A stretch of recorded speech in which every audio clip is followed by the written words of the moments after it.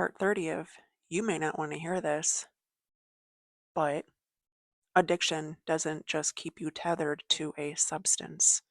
It keeps you tethered to people you would have never tolerated if you were fully awake. Addiction lowers your standards. It numbs your intuition. It blurs your boundaries and it makes you tolerate behavior that would have been a deal breaker if you were connected to yourself and not a substance or addiction. When you're in addiction, you don't just abandon your body, in my experience. You abandon your worth, you abandon your voice, you abandon the part of you that knows better. And that's exactly why toxic people, I feel so comfortable around you when you're in that intoxicated state. They know that you're too disconnected to call out their disrespect. You're too exhausted to leave. You're too numb to notice the manipulation. You're too ashamed to demand more.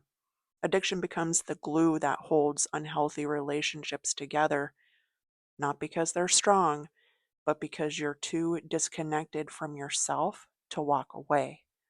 I lived that. I stayed in relationships that fed on my self abandonment. I tolerated things I never would tolerate now. I'm ashamed that I even tolerated it. I let people take advantage of the version of me who was drowning.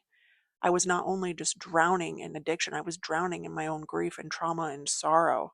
And here's the part that I think we need to talk about. When you heal, those same people get uncomfortable, they get uneasy, they get distant.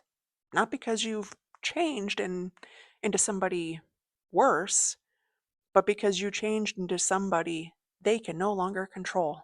Sobriety exposes everything: the disrespect you normalize, the manipulation you excuse, the chaos you called connection. The people who once loved you when you were small, quiet, compliant, and broken now don't know how to manage you. They don't know how to be around you. When you rise, when you reclaim your voice, when you stop abandoning yourself, start choosing peace over chaos, the people who benefited from your self destruction are going to feel threatened. They'll say you've changed. They'll say that you're different. They'll say that you're not the same person anymore. And they're right. You're not. You're no longer the version of yourself who tolerated people who hurt you. You're no longer the version who needed a substance to survive the relationship. You're no longer the version who abandoned yourself to keep the peace.